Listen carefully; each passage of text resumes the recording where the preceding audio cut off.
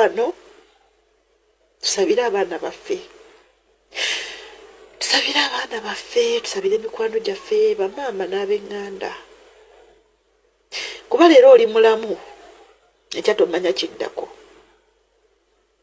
Leero oli mulamu tomanya ku ssaawa 8 oba 9 oba 10 ekigenda okutuukako.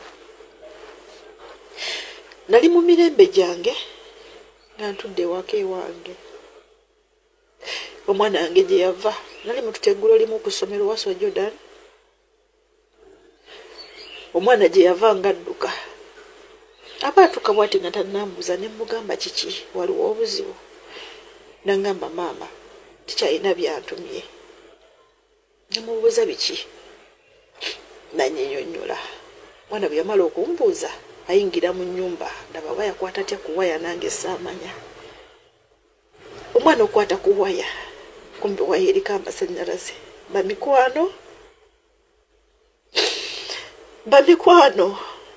Omukyalo oyo ngenda gikumalirayo olabe obulumi bwe yayitamu, naddala omwana we nga amasannyalaze gamaze okubeera nga gamukuba. However, nabakolerako story wanene ya mwana mulenzi yabadde asomera ku Seta High mu kibiina ekya Senior 3 eyeetuze. Naye by the time we yeetugira oba we nakolera story eyo kyali kyakabeerawo nga tetumategedde ensonga ki eyamwetugiza oba lwaki yavaako okwetuga, kubanga mugambo mungi gwali gutokomoka, not until nga bamaze okubeera nga bamuziika ne information entuufu lwaki mwana mulenzi ono yeetuga, mwana wattu kyali ku nsonga ya ssente. Kigambibwa mbu mwana mulenzi ono owa Seta High mu Senior 3 yakubira taata we essimu n'amugamba, taata njagala omusindikire $2,000,000.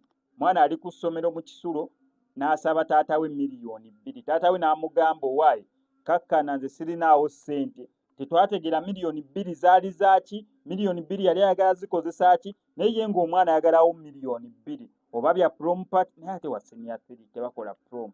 Kyonna kye kiri kye yali ayagaza $2,000,000 tekyategeerekeka, naye taata we mugamba mbu sirinaawo ssente. Mwana wattu ze zimu ku nsonga ezamuviiriddeko okubeera nga yeetuga. Lwaki ngamba ze zimu ku nsonga? Tomanya wandibaawo ensonga endala, naye sofa okusinziira ku information efuluma kigambibwa mbu yasooka asaba taata we $2,000,000. Taata we ze yagaana okubeera nga amuwa, abamu bagamba kye kyamuviirako okubeera nga yeetuga.